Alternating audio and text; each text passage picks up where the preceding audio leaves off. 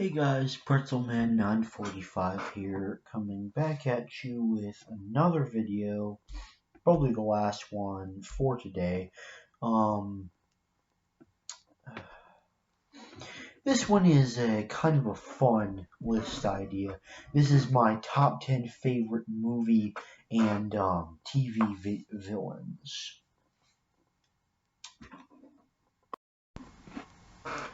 So this list is my top 10 favorite movie and TV villains. I thought would be kind of fun to do because I am a big big appreciator of great villains in movies, and and generally like in things like Star Wars, I love rooting for the bad guys. That's just me. That's just the way I am. So I thought this would be kind of a fun list to make.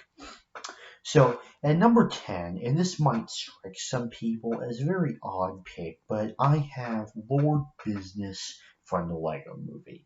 Now, now for people who don't know, Lego Movie is one of my favorite animated films. I absolutely love it, and I think Will Ferrell brings so much character to this voice role, and it honestly leads to a lot of really funny moments in the film. And overall, I just think his plans are cool. Like, I think for a villain, he's like very he has a lot of good plans, and I love that quote that like at near the end of the movie, he's just like, it's not personal, it's just business. Lord Business. I always thought that quote was really, really cool. And I just have kind of this guilty pleasure of watching Lord Business. Now, at number 9 is Alexander Pierce from The Winter Soldier. Now, I think Pierce, of course, played by the excellent actor that is Robert Redford, who is just an incredible actor in anything that he does. At least that I've seen. This is really the only movie that I've ever seen Robert Redford in, but I think he does an incredible job in this role because Robert Redford is such an experienced actor. He plays the role of this executive of S.H.I.E.L.D. that he just plays the role so well and acts it incredibly well along with it. It like he is meant for this role. But anyway, um, enough about that. I really think that his plans as a villain are just he's cold, he's calculating, and he wants like the original part of the goal is to take down Shield and all that, but he does it in such a cold and calculating manner that makes it very entertaining to watch him as a villain because of the way that he plans things and how subtly you actually see how Hydra was manipulating within Shield, which I think is just absolutely incredible. And number 8 is Snoke from the sequel movies. Now, the reason I like him is because he's a very cool villain. I just think that he's just really cool. Not much else to it, but I think that he's just kind of cool. I think he has very interesting force powers, and I'm sad they didn't do more with him, but yeah, I just think he's this cool, mysterious character. And number 7 is Scar from The Lion King. So Scar is an excellent villain because he is cold, he's very calculating, but he's also much more clear in his desires, and he very clearly wants to overtake Mufasa as the king of the Pride Lands, and you really just see this deep, just rooted, um, like sense of jealousy and anger within him but he hides it and calculates it so well. Now, where I think Scar kind of suffers when compared to other villains on this list is the fact that, like most villains, he fell into the classic trap of being a terrible ruler.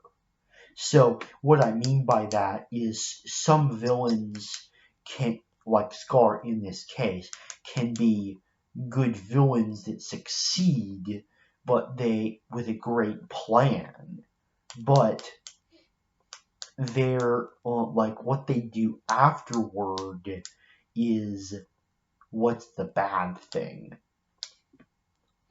So basically, what happens is he kind of gets in this lordly position, doesn't want anyone mentioning Mufasa, and then he runs out of food because he's feeding it to the hyenas, and however, what I do really like is the fact that, like when Simba is about to toss him in the fire, that he reveals to him that he killed Mufasa, which is like this great big twist in the movie, which automatically kind of redeems him again, and also the fact that he kind of deceived the hyenas, which is another big bonus point, like the kind of last minute deception, and it's also really fun to watch how it ends so horribly for him because he's thrown down into the fire, and then the hyenas like heard what he said, and he's like he tries to plead with them like my friends, please, but he's like he gets eaten by them as they burn the fire, which I think is really really cool. So at number 6 is Lord Shen from Kung Fu Panda 2. Now, I love all the villains in the movies, but he is a particular favorite of mine because the concept of using a peacock was incredibly unique. And the actor that voiced him, I think his name is Gary Oldman, I believe. I may be getting that wrong, but that voice actor is incredibly well done. I am pretty sure it's Gary Oldman actually. He does such a great job of voicing Lord Shen, and Lord Shen is this person with a backstory. Now, a villain with a backstory is also very appealing to me, and he has a very simple but well executed backstory, I feel like, because he was banished by his parents because of them because of his destructive intents from the start, which I absolutely love. I think that's incredible qualities in a villain, and I think it's actually very entertaining to watch whenever that does happen. So I really think that he is such a well-developed villain.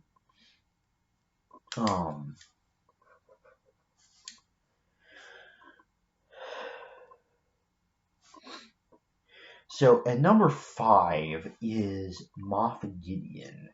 Now, from The Mandalorian. Now, before seeing this, like throughout the series, we really only see Moff Gideon in the last few episodes of season 1. Obviously, he plays a tremendous role in season 2, but we see less of him in season 1.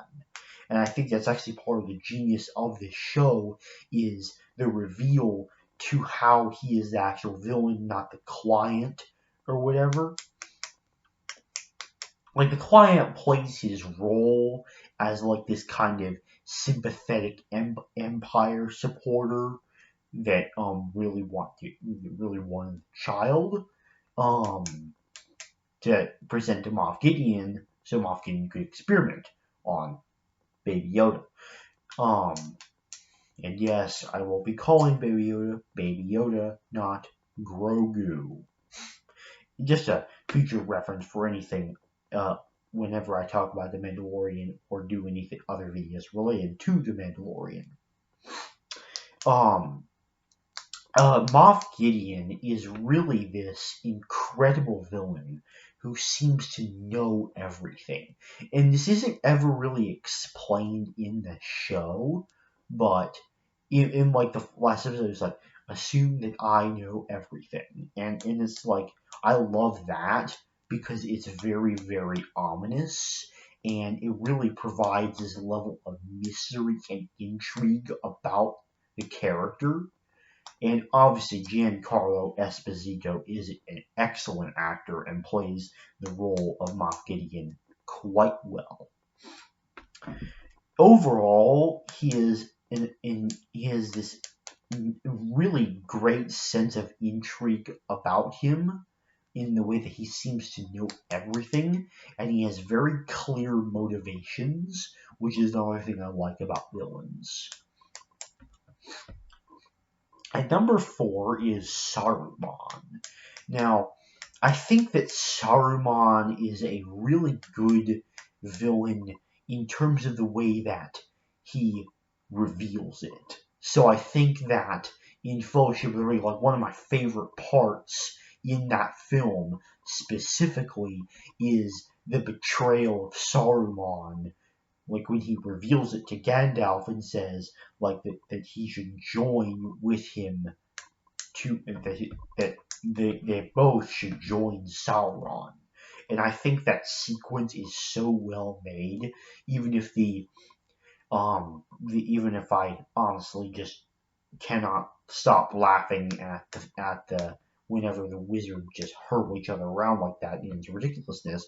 But aside from the fact that in the scene is quite ridiculous, the way that Saruman reveals his betrayal is so subtle, like such subtle build-ups until like kind of grand reveal that like it's very subtly done, and you can slowly see how he's kind of come under the influence of the ring and how he's actually kind of scared of Sauron, which I actually think kind of is a little bit of minus points on his part, honestly.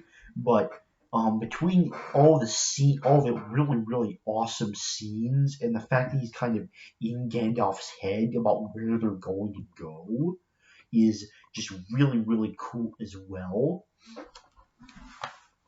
And overall, the villain is just good. Like um, he's just a really solid villain. And number 3, going with a real classic here, Darth Vader. Now, Darth Vader's redemption is an easy favorite arc of mine in any movie or any like trilogy of movies or whatever. Because it's the classic redemption arc of a fallen hero, and you obviously love to see that stuff. And obviously, the twist in the "I Am Your Father" twist in Empire Strikes Back is just absolutely amazing. I love seeing it, and it's so fun to watch.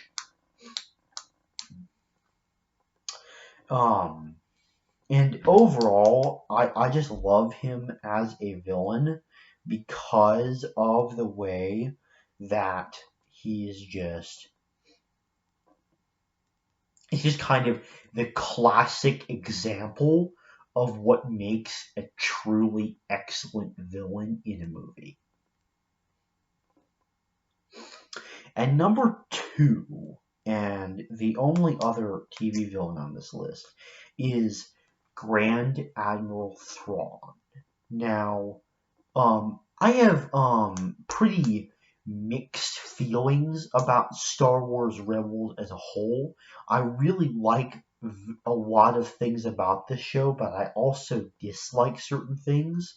And one of the things that I really absolutely love is Grand Admiral Thrawn. I think he is such a well written villain. So you want to talk about cold, calculating, and incredibly subtle? This is him. For one thing, he practices combat, which already makes him a leg up above other villains who are just these kind of commanding generals. that might have really good plans and great ambitions, but that kind of factor is this kind of nice hybrid of these attack villains that are kind of cool and these kind of brilliant admirals or whatever that have great plans. And the entire time that you're watching him, he is studying this close aspect of something, such as the culture of Lothal, or Sabine's art, or things about Lothal that help him to understand his opponents better and to tactically understand their weaknesses and exploit them. And it just makes him this this, I don't even know how to phrase it. It just makes him such a good villain beyond compare, because he is not only cold and calculating, which is a good thing for all villains, but you might hear the term used to describe a villain as ruthless. He is ruthless, with a particular emphasis on that word, because he is so tactical in what he studies to figure out his opponents. It's just amazing, honestly. It's incredible what they managed to do with his character. At number one, personally, is Thanos. Now, ever since I saw Infinity War, I knew immediately that Thanos was the best villain. For one thing, the amount of action scenes in both Infinity War and Endgame is just absolutely incredible. And I really think that they truly mastered the direction that they went with this character.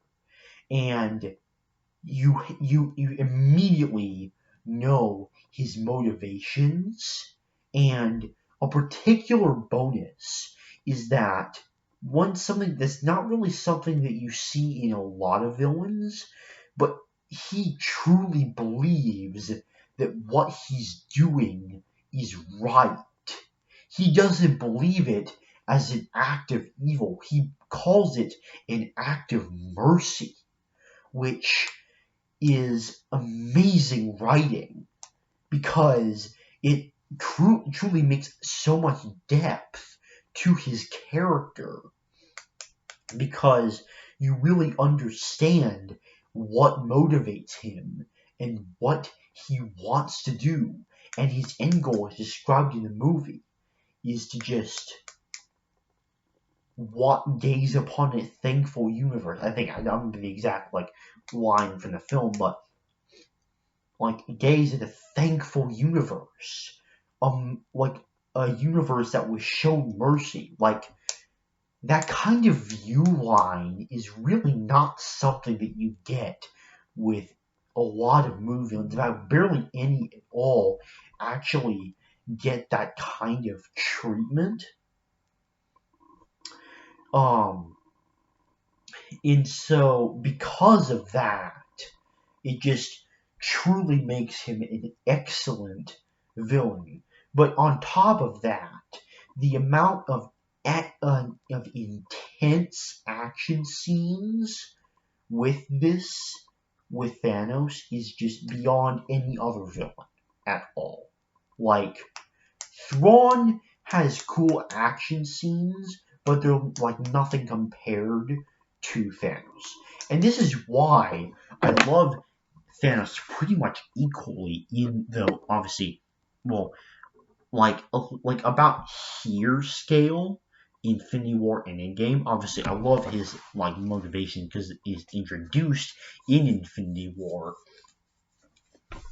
But I love seeing with his action the way, in one way, how he expertly manipulates the stone to kind of seem like this godly figure that is absolutely unstoppable.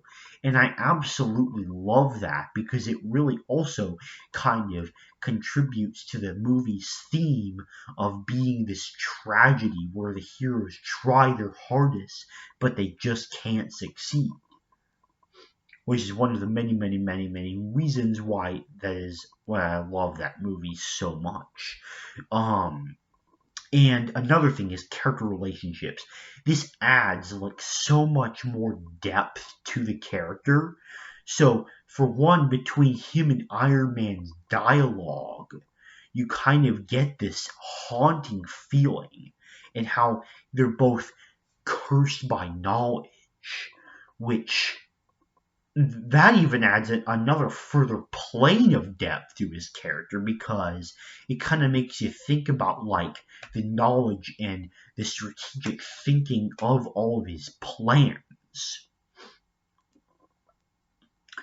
And then there's his talk with Doctor Strange and kind of his flashback scene where he uses the Reality Stone on Titan and kind of see like what the civilization used to look like and how like how early on in his life his philosophies and his views on how he thought he was being merciful truly appeared as he said he tried to offer them a solution, but they denied it because by wiping out half the population then there would be enough resources, which really is true to an extent, but it's obviously not moral whatsoever. And then and again, obviously, probably one of my favorite character relationships, probably in the entire MCU, is the relationship between Thanos and Gamora, because I think that relationship is so well crafted because you see Gamora as this character that truly didn't like her dad or her moral views, but yet she still cared for him, which kind of bonus points to Gamora's character is an extra level of depth to her character in the movie in the MCU. And then Thanos' relationship, because as we see on Vormir, which by the way is one of the best scenes in movie history, no one can change my mind of that fact. Not the best, but one of them. But honestly, the scene is so well crafted and well written because of the way that you see tears in Thanos' eyes. And because of this, you realize that he also kind of, while he has his philosophies, he also has the way that he is this dual, how he doesn't want to give up his daughter, but he knows he must for the greater good. And that kind of thing is just so powerful. And lastly, one more point about the action of Thanos I didn't mention earlier, but in Infinity War you kind of obviously see him, as I've said before in the video, how he's kind of like this godlike figure that seems unstoppable. However, in Endgame, while he's still really, really tough, he kind of fits the role more as a traditional villain with still his amazing views, but not really the depth that is.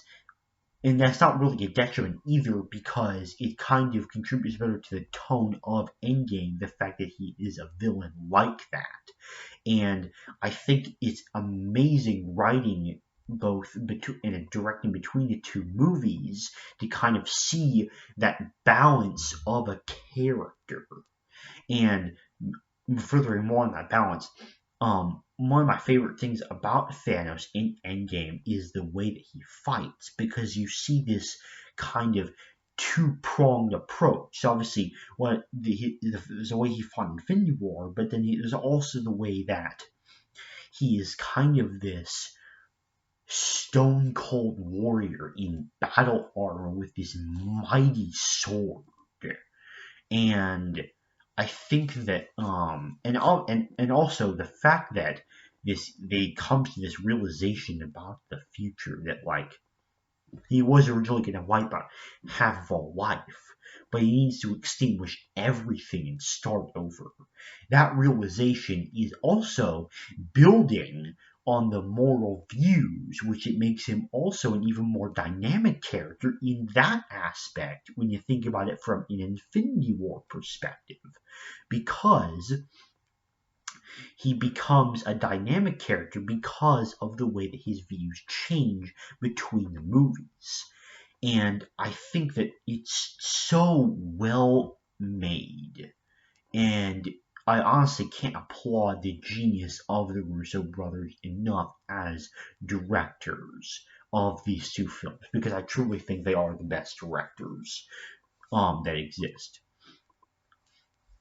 So overall, Thanos is the best villain because you really explore his morality and views, his cunningness and tactics, and how tactical he actually is, and you explore his character relationships and his character dialogue, but also you see this kind of two-pronged villain, because you see that in terms of action in Infinity War, he's kind of this godlike character that keeps getting more and more powerful, versus Infinity War, he's this battle-hardened warrior, stone cold warrior with armor and a sword.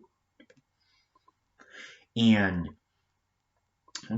when they come together, especially because he kind of fits the role that suits the tone more to both of the movies, which is another applaud to the genius that directors that the Russo brothers are. And the last point, you really see how he's a dynamic character in terms of his viewpoints, because of his viewpoints in Infinity War, and while he maintains those points in Endgame, he realizes that, like, I forget like the exact quote per se, but it's something like, as long as there are those that remember what was, there will always be those that cannot accept what can be. I think it's actually the quote, and it's a really awesome quote because it really shows the dynamicness of his views and how they change, which is absolutely incredible beyond belief. Anyway, if you made it this far in the video, thank you for watching, and good night.